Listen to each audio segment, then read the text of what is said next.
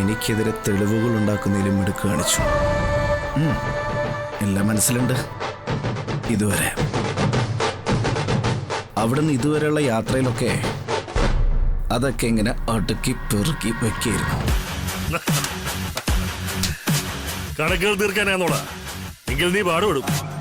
എനിക്ക് കണക്കുകൾ പറഞ്ഞു തീർക്കുന്ന ശീലം പണ്ടേ ഇല്ല ചന്ദ്രബോസെ.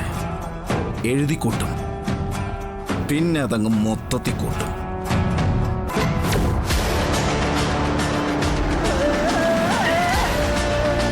പക്ഷെ എങ്ങനെയൊക്കെ കൂട്ടിയാലും കിഴിച്ചാലും ബാക്കി വരുന്ന ശിഷ്ടഭാഗം ഉണ്ടാവില്ല ബോസെ. മനസ്സിലായ? ഒന്നും ഞാൻ ബാക്കി വച്ചേക്കില്ല.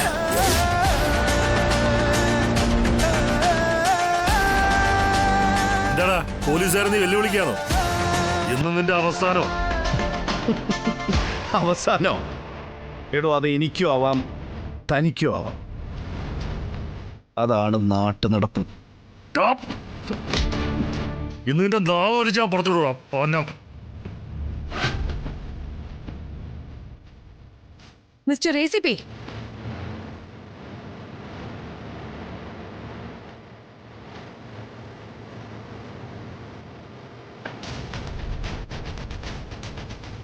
മേഡം,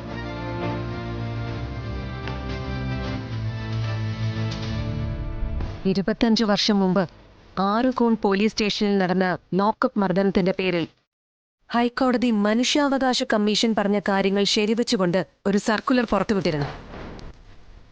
ലോക്കപ്പ് മർദ്ദനത്തിന്റെ പേരിൽ ഇനി ഒരു ജീവൻ പോലും പൊലിയരുതെന്ന്. അതിന്റെ പേരിൽ തലതൊട്ടപ്പന്മാരായ പോലീസ് ഉദ്യോഗസ്ഥർ പലരും ഇന്ന് വീട്ടിലിരിക്കാൻ കൊച്ചുമക്കളുടെ ആട്ടും തുപ്പും ഏറ്റുണ്ട്. തൊപ്പിയില്ലാത്ത പോലീസുകാരന് സമൂഹത്തിൽ എന്ത് വിലയാ ഉണ്ടാവുകയെന്ന് ഞാൻ പറയാതെ തന്നെ ACPക്ക് അറിയാലോ. ലോക്കപ്പിൽ മർദ്ദനമുറകൾ കൂടിയപ്പോൾ പോലീസ് സ്റ്റേഷനുകളിൽ ക്യാമറ സംവിധാനം ഉണ്ടാകണമെന്നും പറഞ്ഞു. ഇവിടെ എത്ര പോലീസ് സ്റ്റേഷനുകളിൽ ആ സംവിധാനം ഉണ്ട്? ഉള്ളതിൽ എത്ര ക്യാമറകൾ ഗുണനിലവാരമുള്ളതാണ്? അടുത്ത് നിന്നാലും മുഖം പോലും കാണാത്ത ക്യാമറകളല്ലേ പല സ്റ്റേഷനുകളിലും ഇരിക്കുന്നത്. അതുകൊണ്ട് കയ്യങ്കളി എടുത്തോ, അതെടുക്കേണ്ടവരെടുത്ത്. വായ്പാട്ടും പാടിക്കോ, പക്ഷെ അതിന്റെ കൂടെ കൈയടിക്കാൻ കൂടി നോക്കിയാ കളക്ടർ ശാലിനി വിഷ്ണുവിന് എന്തൊക്കെ ചെയ്യാൻ സാധിക്കുമെന്ന് ഊഹിക്കാവുന്നതേ ഉള്ളൂ. അതിനിടവരുത്തരുത്. മേഡം, കൊലക്കുറ്റത്തിന്റെ അറസ്റ്റിലായ പ്രതികളിൽ നിന്നും സത്യങ്ങൾക്ക് പുറത്തു വരാൻ ഒരല്പം കൈക്കറികളൊക്കെ വേണ്ടിവരും. അല്ലാതെ അവർക്ക് മുമ്പിൽ ബൈബിൾ വചനങ്ങളും ഭഗവത്ഗീതയിലെ ശ്ലോകങ്ങളും ഒന്നും പറഞ്ഞാൽ കേസ് കളിക്കാൻ പറ്റില്ല. അതിന് കുറച്ച് ബുദ്ധിമുട്ടുണ്ട്. ആ പണിയൊന്നും എനിക്ക് അറിയാനും വയ്യ. ബുദ്ധിമുട്ടുന്നതിനാണ് ACP ശമ്പളം വാങ്ങിക്കേണ്ടത്. പിന്നെ അവസാനം പറഞ്ഞില്ലേ പണി അറിയാൻ പാടില്ലെന്ന്. അതിന്റെ ഒരു കുഴപ്പമായി കാണിച്ചു കൂട്ടുന്നതിന്റെ ഒക്കെ പിന്നിലുള്ളത്. ഈ ലോക്കപ്പിൽ കിടക്കുന്ന ആളെ കാണാനും സംസാരിക്കാനും നിങ്ങളുടെ നിയമത്തിൽ തടസ്സങ്ങളൊന്നും ഇല്ലല്ലോ? സമയച്ചട്ടമുണ്ട്, കൃത്യമായ സമയക്രമം. കൃത്യമായ സമയച്ചട്ടത്തിലാണല്ലോ കേരളത്തിലെ എല്ലാ പോലീസ് സ്റ്റേഷനുകളും പ്രവർത്തിക്കുന്നത്. അപ്പൊ പിന്നെ അത് കൃത്യമായി പാലിക്കണം. എങ്കിൽ പിന്നെ ആ വാച്ചിൽ നോക്കിക്കും. ഞാൻ എന്റെ ഹസ്ബൻഡിനോടൊന്ന് സംസാരിക്കാൻ പോവാ. പിന്നെ എന്റെ സമയം അത് ഞാൻ തീരുമാനിക്കുന്നതാണ്.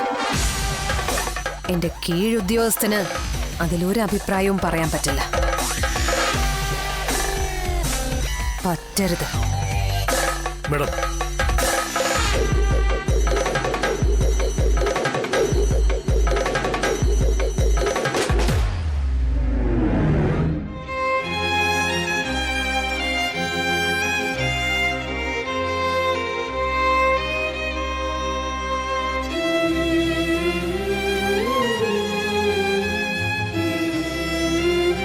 വിഷ്ണുട്ട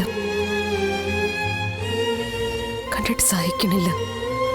താനല്ലേ പറഞ്ഞേ എല്ലാം സഹിക്കാനുള്ള കരുത്ത് വേണമെന്നൊക്കെ. അപ്പൊ ഞാനും എൻ്റെ മനസ്സിനെ തയ്യാറാക്കിക്കൊണ്ടിരിക്കുക. തെളിവുകളെല്ലാം നമുക്കെതിരാ വിഷ്ണുട്ട.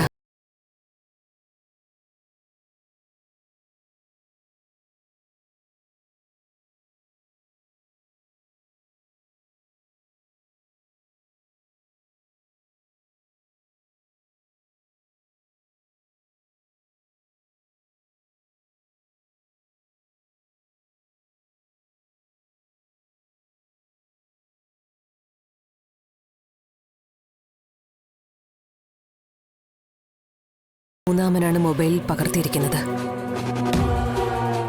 ആ മൂന്നാമൻ തന്നെയാ കാർത്തികയെ കാണാതായിരിക്കുന്നതിന്റെ പിന്നിലെ ശക്തിയും. ആരാണ് അയാൾ?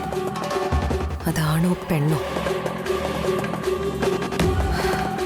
അതാരാണെന്ന് അറിഞ്ഞാലേ ഈ കേസിന് നമുക്കൊരു കച്ചിത്തുരുമ്പ് കിട്ടൂ. ജാമ്യത്തിനുള്ള കടലാസുകൾ നീക്കാൻ പറ്റും. മേഡം,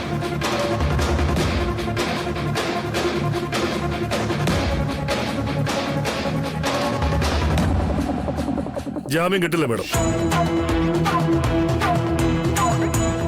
നോൺ ബെയിലബിൾ വാറണ്ടാ പുറപ്പെടുവിച്ചിരിക്കുന്നത്. വൈ? അതിന്റെ കാരണം? പ്രതിയുടെ ബാക്ക്ഗ്രൗണ്ട് ഗുണ്ട ആക്ടിൽ പെടുത്താവുന്ന പഴയ 1-2 കേസുകൾ, പിന്നെ വർഷങ്ങൾക്ക് മുമ്പ് പണം കൊടുത്ത് തിരിച്ചു വാങ്ങാനായി ചെന്നതിന്റെ പേരിലുണ്ടായ ഇഷ്യൂസ്. അങ്ങനെ കുറേയധികം കാര്യങ്ങൾ വിഷ്ണുവിനെതിരെ ഉണ്ട്. പുറത്തുവിട്ടാൽ ഈ സാക്ഷികൾക്കെതിരെ വധശ്രമം വരെ നടത്താനുള്ള കഴിവും പ്രതിക്കുണ്ടെന്ന് മുൻകാല ചരിത്രം തെളിയിക്കുന്നതാണല്ലോ. ആരാണ് പരാതിക്കാർ? പബ്ലിക്കാണ് മേഡം. അപ്പൊ കരുതിക്കൂട്ടിയുള്ള പടപ്പുറപ്പാടാണ് അല്ലേ? മുയലിനോട് എതിരുന്ന പോലെ സിംഹത്തോട് ഏറ്റുമുട്ടാൻ പറ്റില്ലല്ലോ മേഡം. അതിന് സിംഹത്തെ തറപറ്റിക്കാനുള്ള തന്ത്രങ്ങളല്ലേ വേണ്ടത്. മേഡം ശ്രമിച്ചോ, പക്ഷെ കാര്യമില്ല. അത് തന്നെ എന്റെ കാര്യം. ഇതിന് പിന്നിൽ വലിയൊരു ചതിയും നല്ലൊരു വക്രബുദ്ധിയുള്ള ബ്രെയിനും വർക്ക് ചെയ്തിട്ടുണ്ടെന്ന് മനസ്സിലായി. അതാരാണെന്നും എന്താണെന്നും ഈ ശാലിനി വിഷ്ണു കണ്ടുപിടിച്ചിരിക്കും.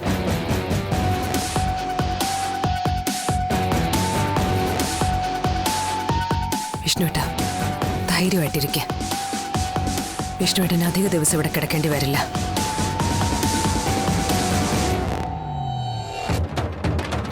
ഒരുങ്ങി ഇറങ്ങുക ഈ ശാലിനി. അറിയാവുന്ന തന്ത്രങ്ങളൊക്കെ പയറ്റാൻ തയ്യാറാക്കി വെച്ചോ. ഇല്ലെങ്കിൽ പശ്ചാത്തപിക്കേണ്ടി വരും, ഒരിക്കലും മറക്കാത്ത വിധം. Yes madam.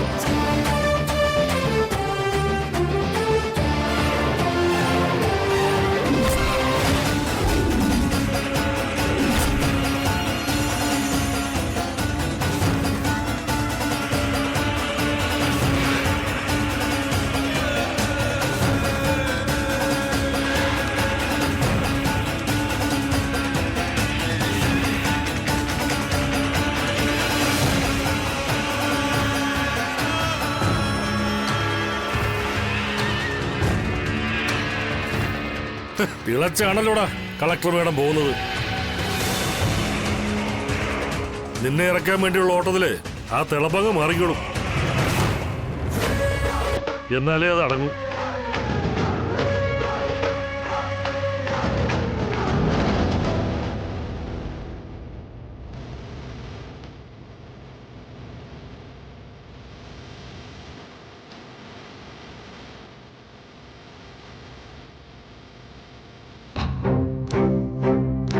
ഹലോ, ആരാ?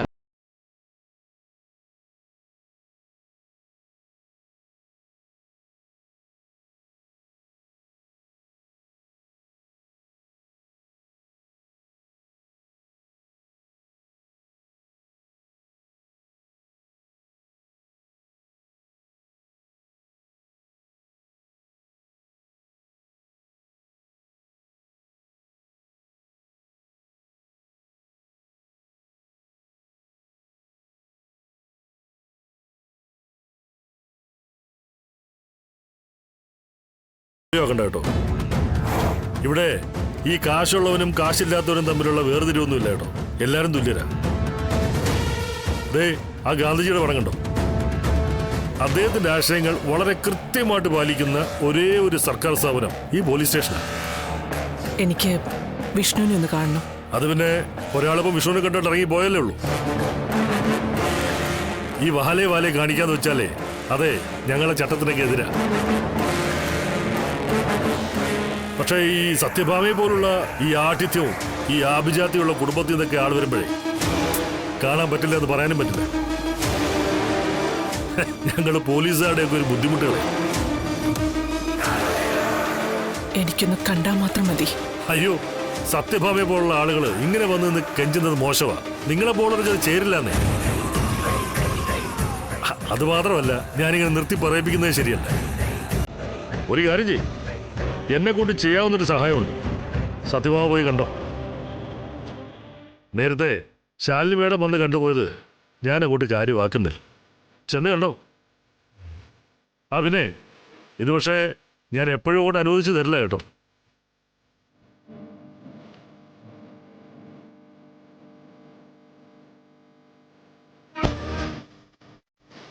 അങ്ങനെ ഒരു നിയമം ഉണ്ടോ സാറേ? ആ, എന്താണോ? അടുപ്പിച്ച് രണ്ടുപേരും ഒന്ന് ലോക്കപ്പിൽ കിടക്കുന്നവരെ കാണാൻ പാടില്ലെന്ന്. എവിടുന്ന്? എടോ, ഈ സ്ത്രീ ഭയങ്കര അഹങ്കാരിയാടോ. പണം കൊണ്ട് എന്ത് നേടാനുള്ള ഭാവമുണ്ട്.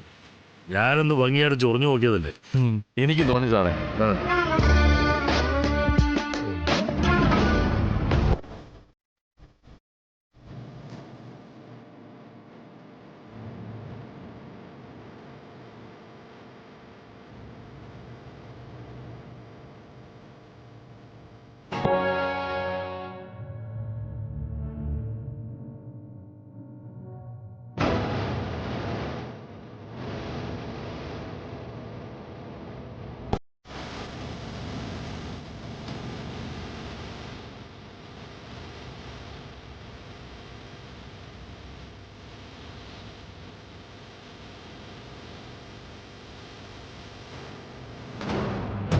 മോനെ വിഷ്ണു,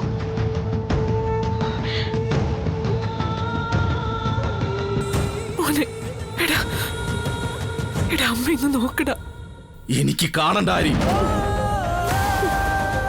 എടാ പക്ഷെ എനിക്ക് കാണണം നിന്നെ. ഞാൻ നിന്റെ അമ്മയാ. ഒരു ദിവസം പോലും കാണാതിരുന്ന ചങ്ക് തകരുന്ന സ്വന്തം അമ്മ. എന്നെ ഈ അവസ്ഥയിലാക്കിയ നിങ്ങളാ. എന്തിനാ നിങ്ങളിപ്പോ ഇങ്ങോട്ട് വന്നേ? എന്റെ ഈ നിസ്സഹായാവസ്ഥ കണ്ട് ആഹ്ലാദിക്കാനോ, അതോ ഇനി എന്റെ തളർച്ചയുടെ പടുകുഴിയിലേക്ക് തള്ളിയിടാനോ? എടാ ഇതുപോലൊക്കെ സംഭവിക്കുന്ന ഓർത്തോണ്ടാണ് അമ്മ ഇങ്ങനെയൊക്കെ ചെയ്ത്. നല്ലൊരു ജീവിതം നിനക്ക് കിട്ടണമെന്ന് ഞാൻ ആഗ്രഹിച്ചുള്ളൂ. അത് കിട്ടിയല്ലോ. നല്ലൊരു ജീവിതം തന്നെ കിട്ടി. പക്ഷെ തടവറയിലാണെന്ന് മാത്രം. കൂടാതെ പോലീസിന്റെ കാവലും ഉണ്ട്. ജീവിതം സുരക്ഷിതം. എന്നെ ശല്യം ചെയ്യാതെ നിങ്ങൾ പോ. എന്റെ മകനിപ്പോ ഞാനൊരു ശല്യമായല്ലേ? അത് നീ തന്നെ പറയണോടാ. എന്റെ മോളേക്കാൾ കൂടുതൽ ലാളനയും സ്നേഹവും ഒക്കെ തന്നത് നിനക്ക് തന്നെ. ചെറുപ്പത്തിൽ നിന്റെ കുസൃതി മുതൽ അമ്മയ്ക്ക് മുഖം തരാതെ തിരിഞ്ഞു നിൽക്കുന്ന നിന്റെ ഈ നിമിഷം വരെ ഞാൻ ചിന്തിച്ചിട്ടേയില്ല ശല്യം എന്നൊരു വാക്ക്. ഒരമ്മ അങ്ങനെ ചിന്തിക്കില്ല. 10 മാസം ചുമന്ന് നൊന്ത് പ്രസവിച്ച വേദന ഓർത്തല്ല. മക്കളെന്നും അമ്മമാർക്ക് ജീവന്റെ ജീവനായിരിക്കും. നീ എനിക്കതിലേറെ പ്രിയപ്പെട്ടവനായിരുന്നടാ. അതുകൊണ്ട് ഇപ്പൊ നീ ഉപയോഗിക്കുന്ന ഓരോ വാക്കുകളും ഈ അമ്മയുടെ നെഞ്ചിലേക്ക് തറഞ്ഞു കയറുന്നത്.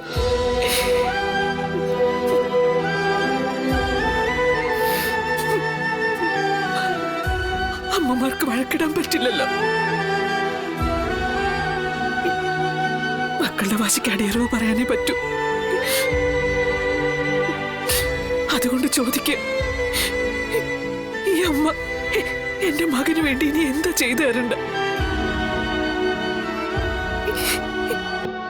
എന്തിനാ അമ്മ തയ്യാറാ? കാരണം എനിക്ക് നിന്നെ വേണം. ഒന്നിങ്ങോട്ട് തിരിയണം. എടാ നിന്റെ മുഖം ഞാനൊന്ന് കാണട്ടെ. എടാ വിഷ്ണു, എന്ത് ചെയ്താലും അമ്മ ഒരുക്കമാണ്. എടാ കാരണം നീ എന്റെ മോനാ. അതിൽ കൂടുതൽ എനിക്കിനി ഒന്നും പറയാനില്ല. എടാ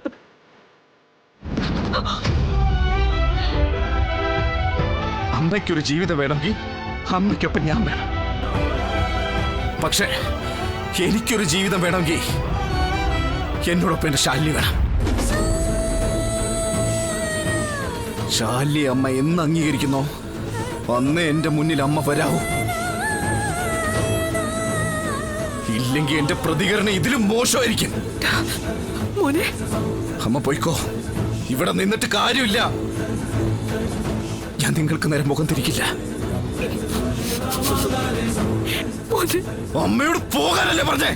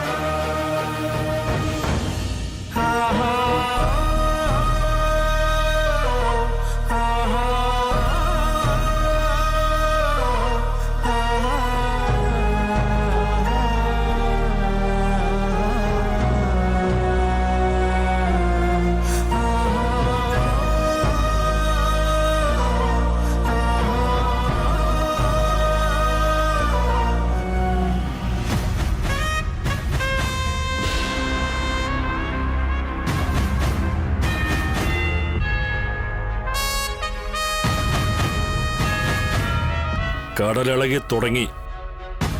ഇനി വരുന്നത് സുനാമിയാ. കടലിനെ അടിയോടെ മറിക്കുന്ന സുനാമി.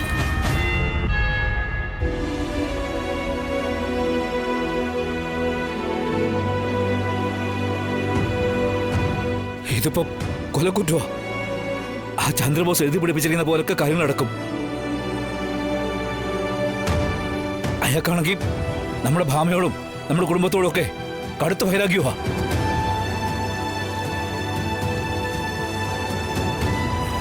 നല്ലൊരു നിയമയുദ്ധം തന്നെ നമ്മൾ വിഷ്ണുവിന് വേണ്ടി നടത്തേണ്ടി വരും.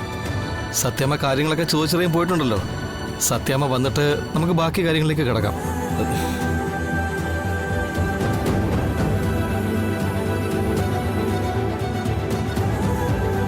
എന്തായാലും വിഷ്ണുപ്രയെ രക്ഷിച്ചെടുക്കേണ്ടത് നമ്മുടെ ആവശ്യമാണ്. അതിനെന്താണെന്ന് വെച്ചാൽ അതിനുള്ള പണി നമ്മൾ ഇന്ന് തന്നെ തുടങ്ങണം. കുഞ്ഞിച്ചിയും കുഞ്ഞിച്ചിയുടെ രീതിയിൽ കാര്യങ്ങൾ നോക്കുന്നുണ്ടല്ലോ. എന്തായാലും ജാമ്യം കിട്ടുമെന്ന് തന്നെയാ കുഞ്ഞിച്ചി എന്നോട് പറഞ്ഞത്. അല്ല, അങ്ങനെയാണെങ്കിൽ ഭാമയ്ക്കൊപ്പം വിഷ്ണു ഉണ്ടാവുമല്ലോ. അല്ല, എന്തായാലും കളക്ടർക്ക് താഴെയല്ലേ എ സി ഇവിടെ സ്ഥാനം. കളക്ടർ പറഞ്ഞ ചന്ദ്രബോസ് അനുസരിക്കാതിരിക്കാൻ പറ്റില്ലല്ലോ. അമ്മേ, എപ്പോഴാ അമ്മ വിഷ്ണു അച്ഛൻ വരുന്നത്? സത്യമ്മയുടെ കൂടെ വരുമ്പോളെ.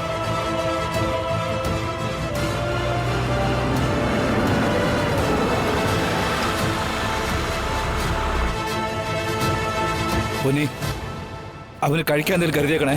നല്ല വിശപ്പുണ്ടാവും. വന്നാലുടനെ എന്തെങ്കിലുമൊക്കെ കൊടുക്കണം. എല്ലാം റെഡിയാണ് സർ.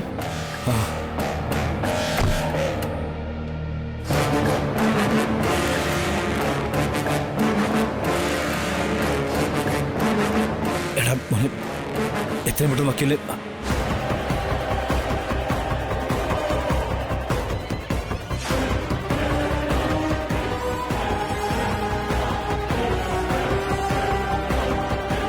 അയ്യോ, വിഷ്ണു അച്ഛൻ എവിടെ?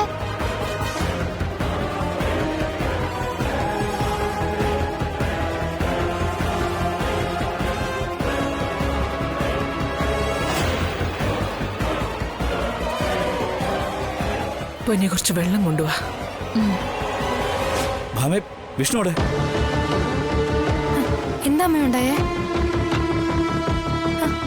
വിഷ്ണുവേട്ടൻ വന്നില്ലേ? വിഷ്ണുവേട്ടന് ജാമ്യം കിട്ടിയില്ലേ?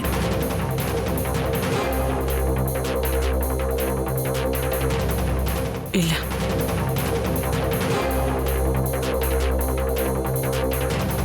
ശാലിനിയെ ചന്ദ്രബോസ് മടക്കി അയച്ചു.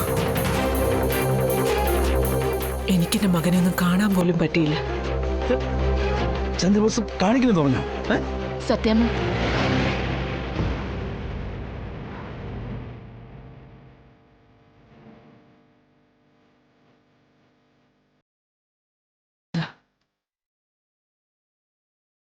ഭാമേ, അയാൾ കാണിക്കില്ലെന്ന് പറഞ്ഞോ? പറഞ്ഞത് നമ്മുടെ മോൻ തന്നെയാ. വിഷ്ണുവേട്ടൻ അവനെന്നെ കാണണ്ടെന്ന് പറഞ്ഞു.